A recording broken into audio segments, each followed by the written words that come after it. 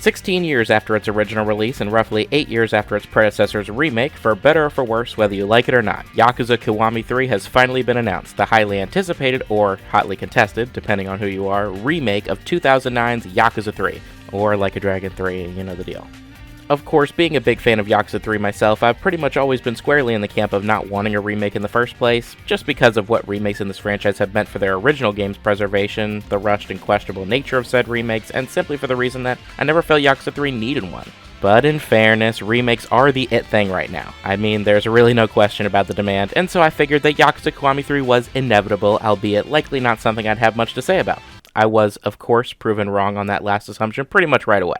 Needless to say, if you've been following the reveal and additional information announced through interviews and such, Yakuza Kiwami 3 is certainly interesting, for lack of a better word, both for what it means for the Yakuza Like a Dragon franchise, as well as its status as another in a long line of video game remakes. Given my immense popularity, and my love for Yakuza 3, having originally played it on PS3 before the remaster collection was even a thing, and having just recently gone back to platinum the game on PS4 coincidentally earlier this year, I figured it'd be fun to document my early thoughts on Kiwami 3 and theorize about what it has in store. I won't be focusing too much time on the new side game packaged alongside Kiwami 3, Yakuza 3 Dark Ties, which stars Yakuza 3's final boss in a prequel story, mainly because it's likely very short and comprised of entirely new content, but I'll make a little time for it at the end. For now, let's hurry up and get this started before more information comes out that disproves my crack assumptions and predictions.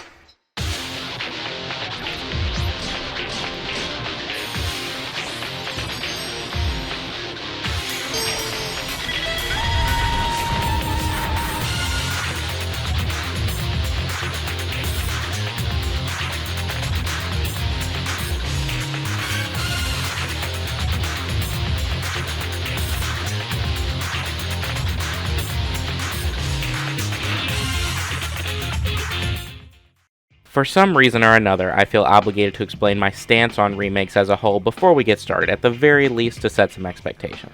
See, I'm not really one to generally get excited about game remakes on their own, for a number of reasons really.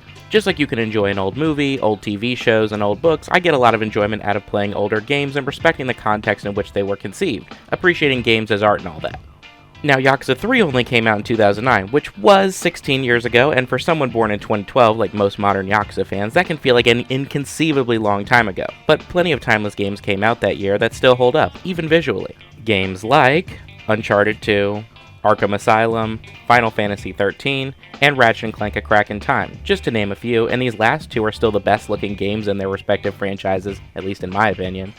Yakuza 3 may not be the peak of HD graphics or anything, but I've always found the game to be very expressive and charming in its various cutscenes, as well as having an overall strong visual art style, especially considering it's striving for photorealism. One might then suggest that the point of a remake can be to overhaul the gameplay, but I don't know. Considering that the interactive element of this medium is often the most important and defining factor of the experience, once it's been drastically changed in a remake, the end result is basically an entirely different entity altogether. This wouldn't be so bad if remakes in the games industry didn't often serve as replacements for their originals, which in turn results in said originals being made less accessible through the passage of time. The Yakuza series is a great example of this, as Yakuza 3 is now the fourth entry in the series to receive a Kiwami remake, the previous three of which are either only accessible in the West on PS2, or in the case of Ishin, were never accessible in English languages to begin with. Yes, Yakuza 3 is currently widely accessible through its late 2010s PS4 remaster, but time will only tell how long that will remain the case, as it's entirely possible that future console generations' lack of backwards compatibility, the rising price of older physical titles, and/or the delisting of digital copies, or even the entire shutting down of a digital storefront entirely, may likely make games that are accessible now less so in the near future, obviously. I don't think I should have to clarify this too, but just because you own a game now, that doesn't excuse the experience that future prospective players may have when a game becomes less accessible. It's why I've always been more of a fan of remasters, since they often make an effort to bring a game forward, or a collection of games, with only occasional minor touch-ups and otherwise aim to deliver the original experience as intended, and in the case of collections, likely at an accessible price point.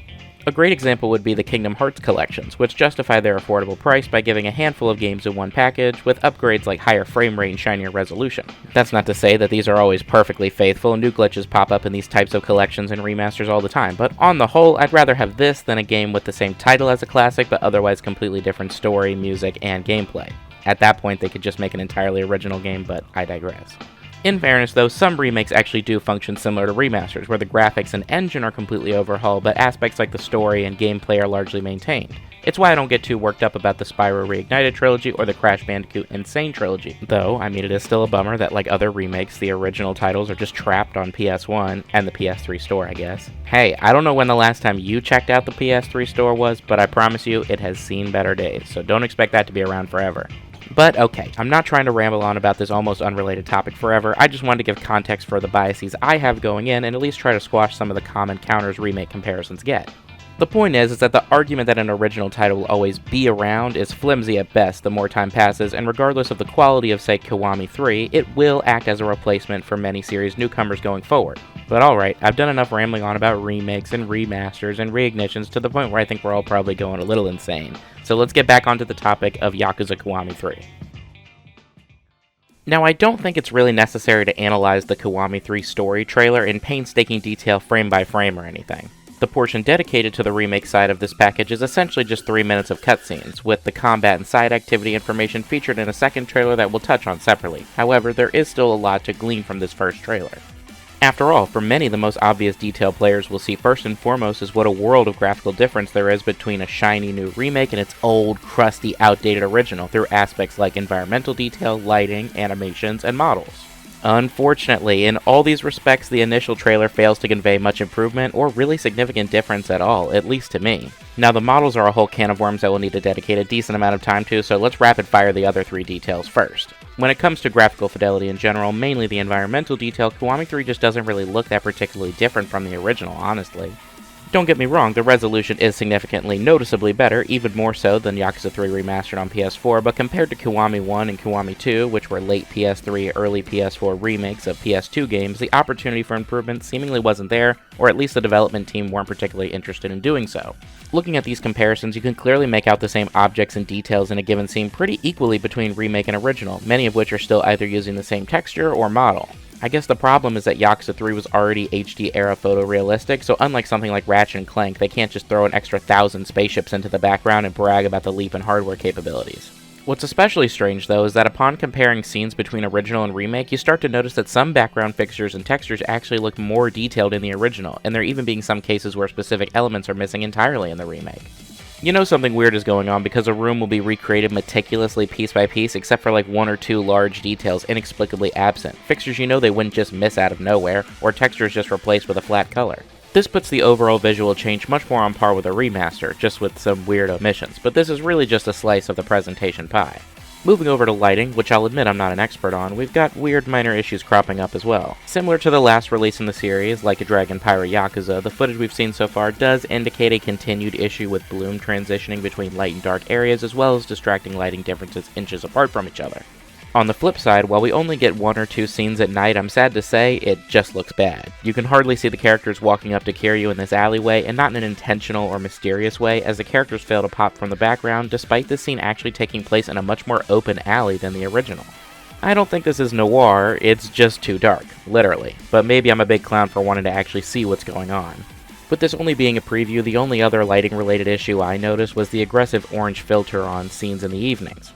In before Yakuza Kiwami 2 green filter truthers move in on 2 orange Kiwami 3. If I'm correct that it's just impacting sunset scenes, then moments like when Rikia asks for Kiryu's help may be impacted as well, but that's about it as far as lighting errors go so far.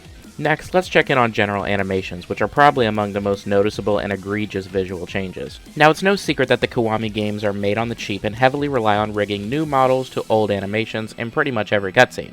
This isn't necessarily a huge problem on its own, however, it does lead to the remakes looking very samey with their originals, especially in Kiwami 3's case, considering that the game isn't a particularly exceptional graphical leap. Keep in mind for all 3 of these big graphical issues that Kiwami 3 is still being made with PS4 in mind, meaning that it's a middle-of-generation PS3 game being remade as a late-stage PS4 game, so cutscene graphical capabilities aren't even that crazy different. However, that doesn't excuse the 2 big issues with the animations in Kiwami 3. One being that the new models sometimes conflict with the old animations since they weren't made for the newer models, and 2 being that the new models aren't animated in general with the same care and detail that the originals were. Let's start with that first one, the unfitting models. Look at this scene with Nakahara looking up. I know it's hard to tell because his model was completely redesigned in the Kiwami version. I swear we'll get to that. But take my word for it that this is the same scene. The Kiwami 3 Nakahara looks like he has 5 chins or a neck that goes straight from his chin to his chest. You see weird little oddities like this throughout. In the same cinematic, you have Tamashiro, whose head and eyes are fixed completely upright as he shoots Rikia and Mikio, looking unnatural as hell. This is especially obvious when you remember that he's aiming for their legs, which is reflected properly by his down-tilted head and eyes looking down in the original. It just looks sloppy, and the same goes for our other issue where numerous animation details are straight up missing. I could pick almost any cutscene to explain this point, it's that bad. Look at Kiryu here at the start of the game where he's getting that eviction notice for no reason. The original Kiryu, as he's reading it, transitions from inquisitive to angry as he's reading, as evidenced by his eyebrows furrowing and his mouth seamlessly transitioning into a frown. In the Kiwami 3 footage, only his eyebrows move, not his perfect yaoi lips, so it looks more like he's begun to struggle to read the paper rather than being pissed off by it. Let's look back at the god Tamashiro from less than a minute ago. Look at his strong, manly grip on that gun in the original, then look over to his hot dog fingers struggling to hold the gun like they're filled with jelly in the remake. This problem honestly permeates the whole trailer, and to be fair, the previous two Kiwami remakes as well. Characters will blank stare, expressionless, or only half emote in most scenes. Even something as simple as two characters talking looks weird. Here's Kiryu listening intently to something his friend is telling him in partial side-eye since they're sitting side by side. In Kiwami 3, Kiryu has his whole head tilted to stare directly at him because someone decided they weren't going to bother moving Kiryu's eyes, so the whole head's got to get over there, and the expression is of course lifeless. Like yeah, I'm staring right at you, but I'm not listening. Missing obvious environmental details, distracting lighting, as well as stiff animations done on the quick and lazy make the remake, at least at the finer detail level, look downgraded, which isn't what I think most players expect from a remake of a game pushing 20 years old. Surprisingly though, none of these are the major presentation changes that have the whole community talking. Yes, it's finally time I stopped stalling and addressed the elephant in the room. What is easily the greatest source of discussion regarding Yakuza Kiwami 3 is no doubt the significant character redesigns and recasts. The main character, series protagonist Kazuma Kiryu, has seen a shocking entire wardrobe change as well as being, admittedly expectedly, de-aged and perfectly chiseled, especially when compared to his original look in Yakuza 3. What came as more of a surprise though was that three of the main characters in the narrative, Rikia, Hamazaki, and Nakahara, had their original designs completely replaced by the celebrity actors that have been cast to voice them in the remake. This is the first significant change myself and many others noticed upon tuning into the reveal, and needless to say, it's left quite a bad taste in the mouths of many longtime fans. I'm just going to come right out and say this is also my biggest issue with how the remake looks so far as well, for a multitude of reasons I will insist go beyond subjective nostalgic preference. Though, I mean, that's part of it too. I'll start by saying that I think it's natural for many fans of such a character-driven series such as Yakuza to become attached to its characters and therefore feel resistant to changes that feel drastic and without justification. In this case of being a remake, I could even see it coming off as erasure on the basis that history, in a sense, is being rewritten, as again we've established that remakes generally do serve, at some point, to replace their originals. With so many factors to consider though, it's hard to really nail down a place to start with why this bothers me, and I'm suspecting many others as well. I guess let's establish the extremity of the changes, because these aren't your typical recasts. Even in Japan, recasts happen due to availability, controversy, and sadly even through illness and death, but what we're seeing in Kiwami 3 goes beyond a simple voice actor change, which is pretty typically polarizing even by itself. Just look at how fans tend to react over Sonic the Hedgehog voice changes and for how long. Kiwami 3 is several steps above something like that though. Some fans may point out that the series has made changes similar to this before, as in Yakuza Kiwami 2, two of its original characters were also changed to be modeled after celebrity actors, Kawara and Takashima. However, in Kawara's case, the character was actually still played by the same actor in both incarnations, and the actor's appearance in Kiwami 2 is not too divorced from his general look in the original, which also benefits from having quite a bit to work with on the account of the PS2 model, leaving a lot up to interpretation. That just leaves Takashima, and yeah, his is a really bad redesign, and has been controversial over the years considering that the original character was a noticeably younger character, which played into his actions in the story, going on to be replaced by, let's just say, a significantly older actor. Now, this having occurred in Kiwami 2 shouldn't at all excuse something similar happening in Kiwami 3, especially given that the three characters recast all play much larger roles in Yakuza 3 than Takashima did in Yakuza 2. But even then, the redesigns in Kiwami 3, I'd argue, are a step even beyond what they did with Kiwami 2.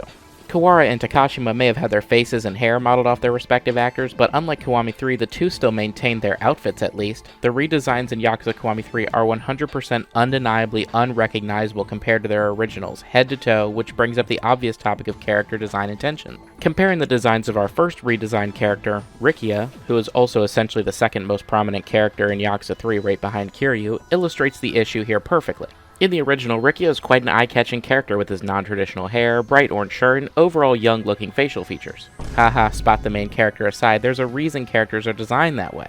Rikia pops in any scene he's in because he's so different from any other character we've seen up to this point, and his younger and more innocent face complement his role in the story quite well. In comparison, the new fake Rikia is plain in all aspects as far as I can tell. Generic skin tone, unassuming hairstyle, and a black shirt all just scream forget me. The resting mean mug and puffed out Botox cheeks do him no favors in conveying to longtime fans that he can even express the same wide-eyed innocent personality that embodied the original Rikia. Now, thanks to a recent gameplay demo, we have seen evidence to suggest that Rikia's character and general personality may be changed as well, through some new scenes replacing original ones, but we'll touch on that later. The Hamazaki character exhibits a massive design downgrade as well. In the original, he's described as looking like a sleazy adult movie star, and they're not talking about clean cut and boyish, they're talking about creepy, weird looking, and out of touch. Hamazaki's outdated hairstyle and huge collar, in addition to his unpleasant face, all serve to complement this description nicely, unlike the remake look where, I'm sorry, he could just be any old background character, not unlike fake Rikia. The only thing particularly sleazy about this version unfortunately has to do with the actor providing his likeness. It's come out and become a major stain on the remake as a whole that this actor, Teruyuki Kagawa, has had a pretty significant assault scandal involving at least 2 women, causing many fans to call for his removal from the game entirely. It's pretty gross, obviously, and it makes the recasting even more baffling, so I certainly wouldn't fault anyone for passing on the game just over this one issue, honestly. Finally moving over to Nakahara though, the new one obviously looks much younger and skinnier, likely due to the plain-ass outfit they've got him in. Looks like he's dressed up as the Green Ninja for Halloween. Kind of messes up that whole thing where you could see some of his tattoo on his arms earlier in the game before it's revealed in full much later, but I don't know, I don't have a groundbreaking analysis for Nakahara's changes. I'll just say that new Nakahara makes old Nakahara look like new Kiryu to me, and I'm not going to elaborate on that. I guess this means they have to fix the Nakahara drawing in Saki's book though, which is kind of funny. It'll be funnier if they forgot about it though. The bottom line, though, is that I don't think you could really make a case for these designs looking better than their originals or serving a better purpose, even if you could get past the distraction of them being changed in the first place, which is a factor in and of itself. The changes are extremely distracting, and I don't care what anyone says, they inherently are inviting comparison, which both will disconnect returning players from enjoying the narrative to its fullest, and most certainly break immersion. I already know that I'm not going to get used to it, and these 3 are not side characters. Combine them with Kiryu's changes, and pretty much every cinematic in the remake will feel uncanny and distracting, on top of the animation and expression issues we've already talked about. On the subject of Kiryu, while he hasn't been recast and replaced with a celebrity like the other 3 major redesigned characters, yet, he still looks strikingly different. As I think we all suspected, Kiryu's had his older and rougher looking PS3 look de-aged and perfectly sculpted to achieve a look that would have him right at home on the runway. His plastic surgery bill must have cost him a fortune because he made sure to spring for the full package. Covered up those wrinkles, tightened up that nose, and yes sir, his good friend Majima is sure to notice those new lips and cheeks. The only thing Kiryu really has to be upset about is that his other good friend, Liquid Rikia, came out with the superior and unflinching Botox cheeks. In all seriousness, this was to be expected, and while looking especially bad when coupled with a lack of expression in almost every scene, no one was surprised to see this. What was unexpected was the complete wardrobe change for Kiryu's outfit in Okinawa. Yeah, I'm gonna talk about the outfit, I'm already here, I might as well. The original Yakuza 3 had Kiryu sporting his usual color scheme of red and white across a tropical casual button-up and some stylish white pants, finished off nicely by some classy brown dress shoes. Great for kicking ass, great for kicking it. For whatever reason though, Kiwami 3 decided to pretty much perfectly reverse the color scheme for this look, swapping out iconic red for a dark unassuming blue, and swapping out the sunshiny complementing white for a simple heat-absorbing black. Honestly, this might be the most baffling change we've seen so far. Like, why would Kiryu swap to all dark colors in this tropical climate, the complete inverse of his usual color scheme at that? Okay, now I'm not going to blow a gasket over this, in part because the gameplay trailers have shown that character customization is returning from the last couple spin-offs, so his old threads may still be in the game, but of course that outfit has yet to be seen. The best thing you can say about the new outfit is that it does look good on Kiryu in a vacuum. And then again, everything looks good on Kiryu, hell, even nothing at all looks great on Kiryu, so mostly neutral praise you can afford the outfit doesn't mean much. On the whole, I'm pretty unfortunately negative on all the character design changes, especially the recast, and it's the one thing keeping me hesitant on purchasing the game at all, both for the Kagawa stuff and for the creative stuff. I could get over the Kiryu changes, obviously still roll my eyes a little, but the use of celebrity actors to replace these original characters honestly seems pretty disingenuous, especially given how excited the marketing team was to hype them up and the fact that their performances are mostly imitations. Okay, yeah, let's talk about that. There's also a conversation that can be had about these new performances. There's a lot of fans claiming that the new actors should be given a chance to shine on their own merit, but I hesitate to say they're even capable of that given the circumstances and nature of this remake as a whole. Okay, let me explain. The way the remake is utilizing the old cutscenes, ripping the body animations and shot framing from the original, the new actors are obviously being told to imitate the original performances rather than create their own. So can this even be considered acting? どうだなかなか立派な蛇だな違うわボケ蛇じゃねえよハブハブだハブ捨て頃のハブっつってんだろどうだなかなか立派なヘビだな違うわボケヘビじゃねえハブハブだハブ捨て頃のハブだっつってんだろ Obviously, there will be some new scenes, but we know that the vast majority of the game, like 90% or more, will be the same as the original, and so it just sort of feels like these actors aren't even getting the chance to give a unique performance. Any new scene that they do perform in also has to fit within the framework of the imitation they've done in the rest of the game. It just sort of seems disrespectful to both sets of actors when you think about it, with the originals having their performances pilfered by celebrity actors to pass on as their own, and the new actors for being used largely for their name and just having to rip off somebody else. All these little annoying things, the imitations, the unfitting designs, and the sexual misconduct actor for sure, all come together like puzzle pieces as to why the redesigns feel shallow, or at the worst, just an attempt to generate that little bit more buzz for the game and nothing more. Then you have the long-term ramifications, right? The characters will likely be overshadowed by the celebrity that played them, as which happens with most face scan actors. We won't get any more merchandise or art of the original designs, and the message that I got from all this, which is that no character is really off the table for reimagining. In fairness, I might be the only one who cares about this. I think other fans are already putting lists together of what celebrities they'd like to replace characters in future remakes, so I'll get off my soapbox. That's really all I had to say about the recast. There's still just a little more we could get out of this first trailer, though. Finally getting into the smaller things noticed and some speculation, the first of which is regarding a scene where Kiryu is ambushed by the CIA. From the overhead view, you can see that these alleyways look fairly different, and considering that the alley in question has seen quite a bit of change over the years, I was skeptical that the work would be put in to rebuild it. Upon checking in the most recent incarnation of Kamurocho, the one featured in Infinite Wealth, it became abundantly clear that they just copied this version as a base, background objects and all, and simply modified this much more open alley from later in the timeline to have an offshoot to the west so that the CIA could still enter as before. Pretty lame copy and paste job, but as obvious as it is, it'll be interesting to see what other elements from 2023 Kamurocho have snuck their way back to 2009. With that out of the way though, we can finally start looking at some of the new stuff, which in this first trailer amounts to a blink and you miss it new scene near the beginning. In this, we see the politician Suzuki threatening Kiryu's land directly, which didn't happen in any capacity in the original. We don't actually ever see this guy directly in Yakuza 3, despite him having a somewhat significant role in the politics at play.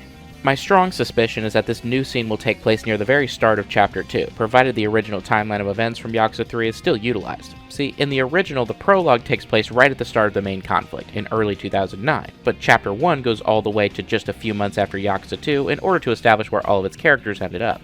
Chapter 2 takes place 6 months after that, later in 2007, seeking to establish Kiryu's role at the orphanage and tell the story of how he became acquainted with the Ryudo family, including first learning about the intentions the politicians have of acquiring the orphanage's land in the first place. The reason I think the new scene with Suzuki will take place here is because I'm suspecting that many of the events in Chapter 2 and 3, specifically pertaining to the orphans, will be relocated to an announced side activity, Morning Glory Life. We'll talk more in depth about the mode when we address the gameplay overview, but the announcement of this new major attraction featured clips of both new events and ones that were included in the main story of Yakuza 3, leading me to believe that there may be some shuffling about. It sounds ludicrous, but having the kids' little mini-stories take place throughout the main story has been a complaint of Yakuza 3 since the beginning, so I wouldn't be surprised if the remake set out to address this, even if I wouldn't personally agree with the decision. Hence, the new Suzuki confrontation that we're supposed to be talking about may be slotted into Chapter 2 to fill the holes left behind by relocating the orphanage stories. Later on, we'll even see through the demo that there are some more new scenes that were added to roughly the same point in the game, giving weight to the idea that they're trying to beef up Chapter 2 for some reason or another.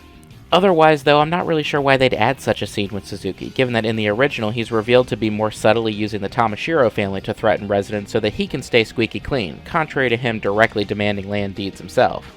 Seems a little heavy-handed and seemingly unnecessary, but maybe they've got something new planned with him that we're just not privy to at the moment. Other than that though, like I mentioned before, the reveal trailer served to convey mostly visual topics of discussion, but now we can move on to the gameplay trailers, combat especially, as well as the demos and interviews to move us largely into gameplay-related topics from here on out. Starting off with the combat, I'd like to lead with some of the positives. What a shocker. While the previous Kiwami remakes poorly lifted their combat styles from whatever the last main title at the time was, Kiwami 3 seems to be forging its own path, so in that respect it won't feel as much like a Frankenstein's monster. Kiryu has two battle styles to play around with in Kiwami 3, the first being the return of the Dragon of Dojima style, essentially Kiryu's go-to fighting style from the majority of his games. Unlike its more recent incarnations in Kiwami 2 and Gaiden especially, the footage we've seen so far indicates that an effort has been put in to more closely replicate the original look and feel of combos from the original Yakuza 3, which I think is preferable to something 100% 100% different. We get to see all of Kiryu's original double finishers, and even the long-awaited return of the proper grab-slam move where Kiryu flips an enemy over, potentially dealing damage to additional enemies. Now we just need confirmation of that sick leg grab-slam, and I'll actually get a little excited. The face slam they've been using since Zero and the imprecise throw from 6 were sorely lacking in my opinion. Another positive is that the always action-packed heat moves now have been more seamlessly integrated into battle, reducing downtime and keeping players in the action.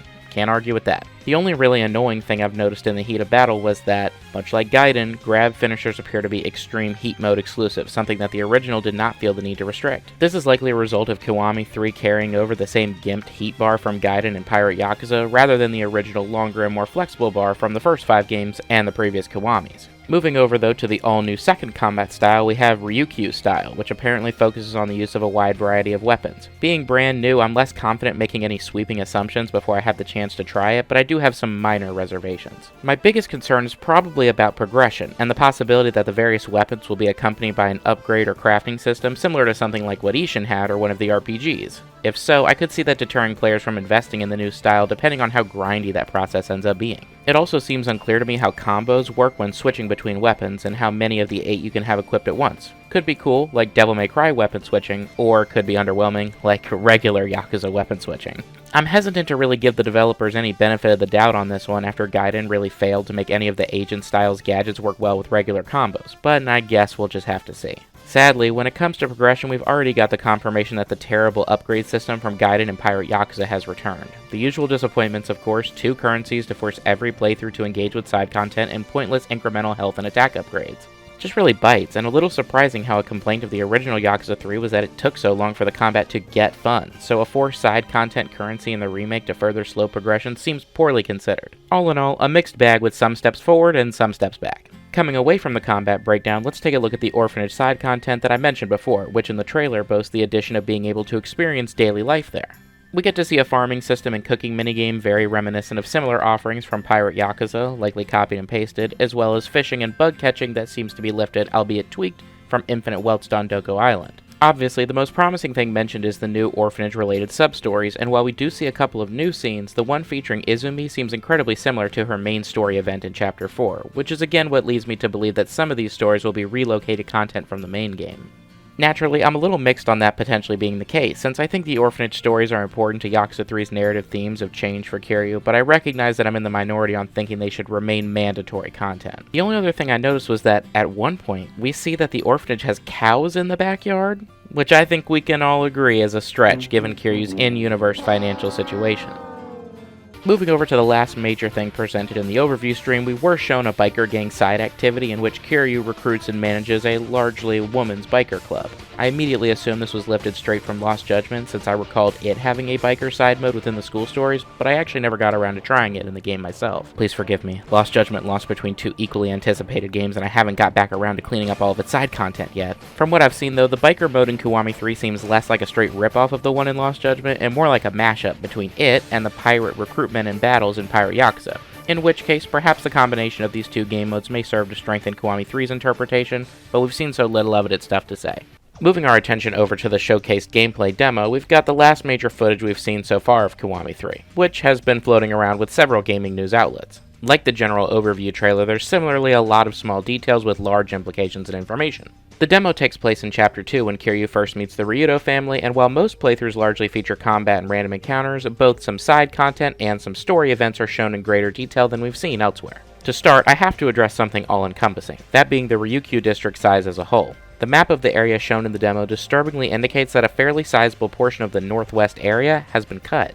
Now this is just a demo, so it's possible that the play area was trimmed temporarily for convenience, but there is some evidence to the contrary. In all the demo playthroughs that I watched, the player went to the karaoke establishment here on the map, which has suspiciously been moved from its original location that was within the area of the map that appears to be cut. If it's true that Ryukyu has been reduced like this, it's honestly pretty disappointing, as the district has always been one of the smallest in the series, and in a remake I honestly would have expected they might expand it a little bit.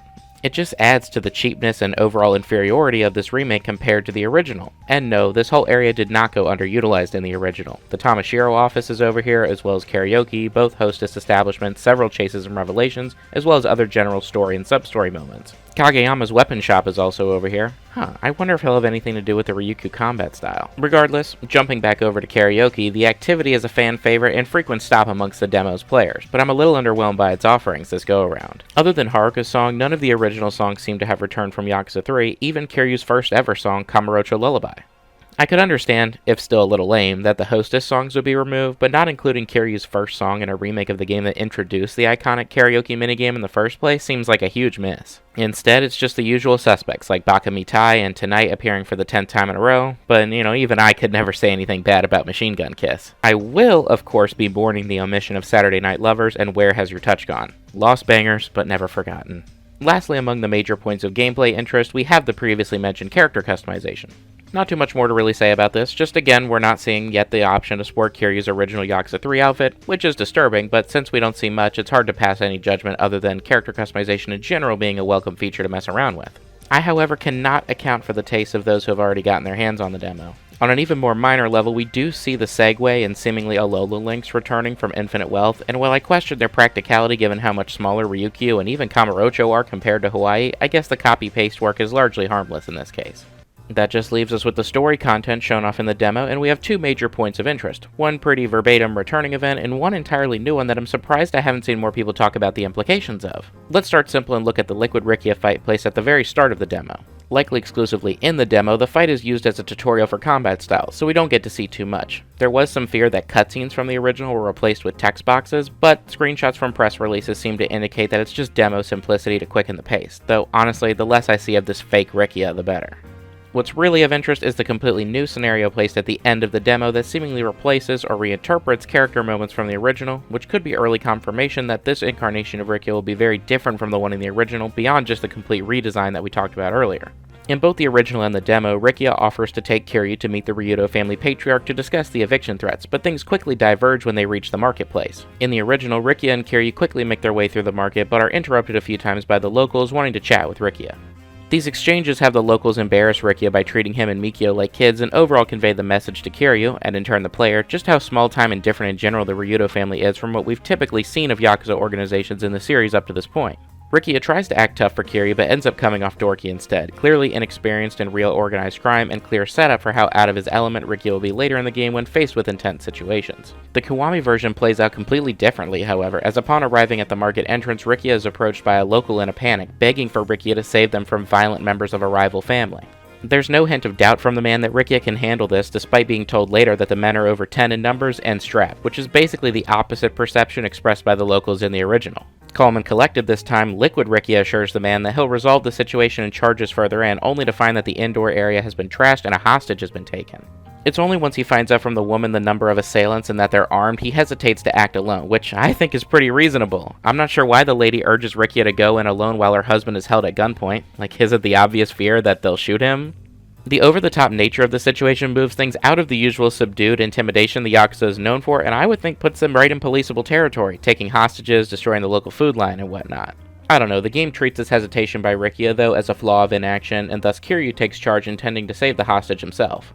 This whole sequence came as quite a surprise, as a lighthearted character-establishing event from the original appears to be replaced with an all-new, high-intensity, and misguided scene portraying Rikia in a completely opposite light.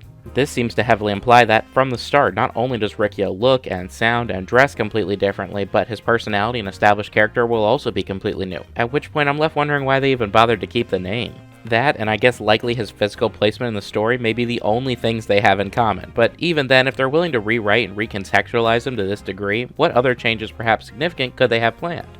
I don't really take the folks at RGG Studios to be up for a remake fake-out like seen with Final Fantasy VII Remake or the trendsetter Mary Skelter 2, so it just feels like this is going to ultimately be very polarizing and divisive from a story perspective.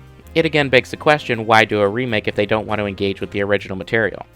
That isn't even getting into how this new scene suffers from the same drawn-out writing that plagued Pyro Yakuza in Yakuza 0 Director's Cut, irrelevant, forced, and repetitive.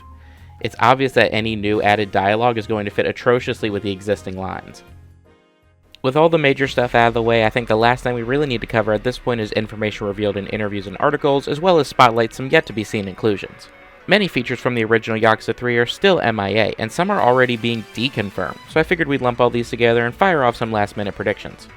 When it comes to side activities, we have one returning after a long absence and one replaced by more copy-paste work.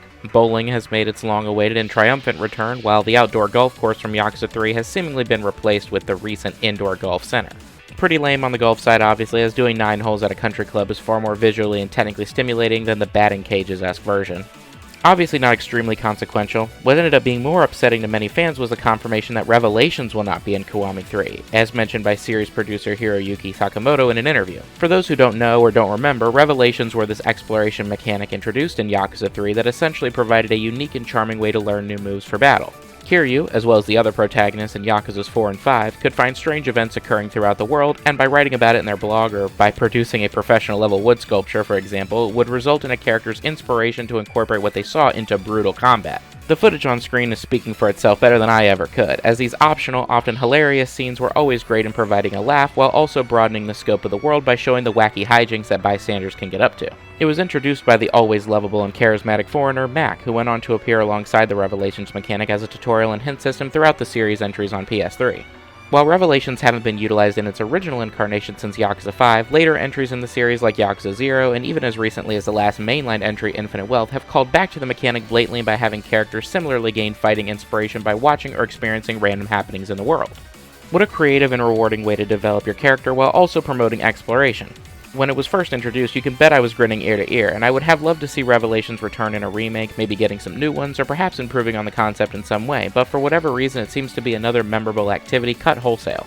Similar to the character design changes, it's just another arbitrary removal that strikes me as out of touch with what fans enjoyed from the original and would have wanted to see in a remake. Some other things that haven't been confirmed, which I think are likely to be sadly omitted, include chase sequences, Boxelios, and IF-7. See, Yakuza 3 being the first mainline entry in the series on next-gen hardware at the time actually established a bunch of features that would go on to receive updates throughout the PS3-era games, like Revelations, so if not included in Kiwami 3, they can likely be ruled out of any future remakes. Running down that list we've mentioned, I've heard a lot of hate for the chasing sequences, but someone will have to explain to me that, because I've beaten all the games on Legend and confirmed they're all quick, easy, and a decent shake-up. For all the times that they're used for comedic purposes like chasing the dog or Ayako, I hope they stick around for that at least. Boxelios was an arcade game originally introduced in Yakuza 3, which later continued to see new iterations in the later PS3 entries, so this would be a great opportunity to bring it back, or give it a new sequel, or even its own remake perhaps. That's probably a little too clever for them. IF-7, though, is probably the last thing I can imagine returning, especially if Revelations aren't. This was a minigame where you could duke it out with previous bosses, without heat actions, and learn new moves by defeating these opponents. If these activities don't end up returning, then I fear that the characters that facilitated them, like Minamita for IF-7 and Mac for Revelations, won't return either. Keep an eye out, though, for more information on these as their release approaches, especially as reviews and comparisons begin to crop up. With that said, though, I think I finally covered everything, right? I talked about the trailers, I talked about the demo, and the other little announcements, at least the things that I know about and felt were worth addressing. Yep, that's about it. In such a short time, we've seen so many different aspects of this Yakuza 3 remake, if you can even call it that, with some of the carryovers we talked about, but given all the mixed and negative things I had to say, there isn't really any major draw to check out this point beyond series.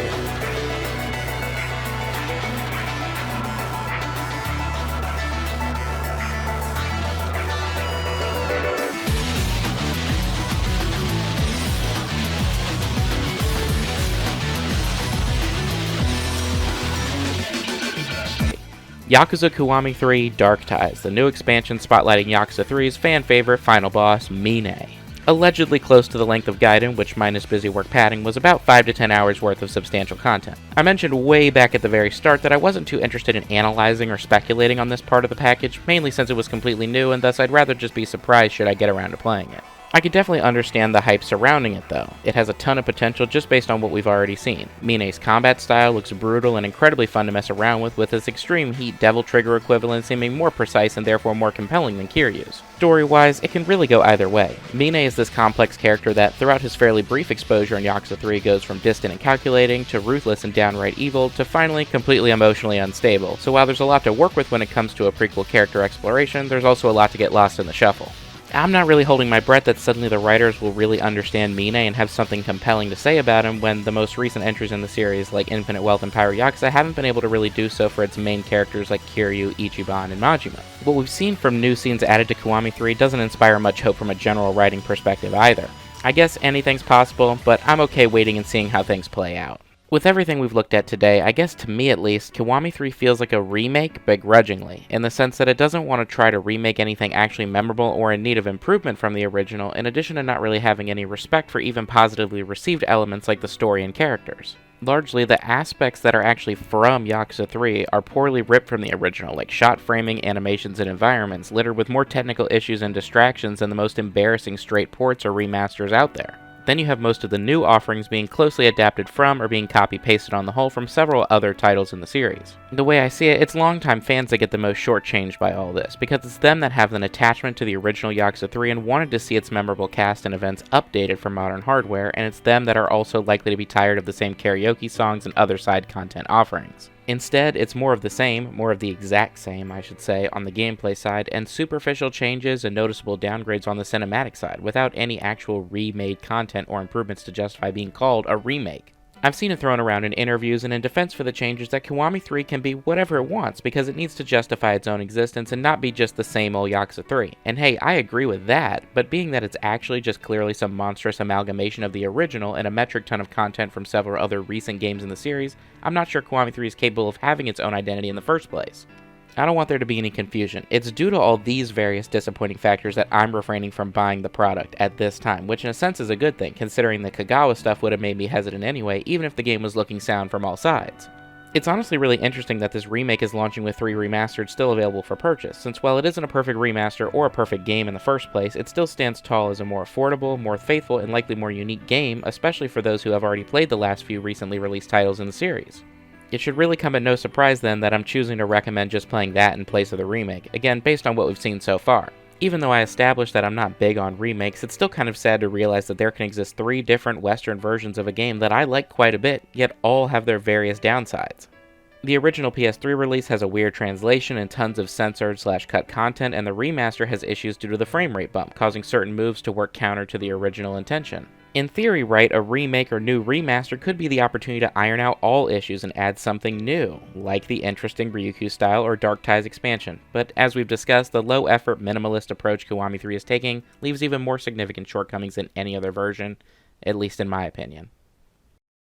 If you like this video and want to hear me talk more Yakuza/Like a Dragon content, then I'd absolutely encourage you to check out my last video on the series, that being my story, character analysis of the most recent mainline entry in the series, Like a Dragon Infinite Wealth. Fair warning, wasn't a huge fan of that game's narrative and its take on its main characters, but the video is presented more as an explanation as to why some fans were disappointed, rather than confidently bashing the game. If you'd rather hear me talk more about recent remakes, you can check out my previous video comparing the recently released Tony Hawk's Pro Skater 3+4 to the original Pro Skater 4 that the game decided largely not to adapt. Otherwise, I hope you enjoyed the video, especially if you stuck around this long, and definitely let me know your thoughts and opinions in the comments, especially if you noticed something that I didn't. In the meantime, have a great rest of your day, and stay safe.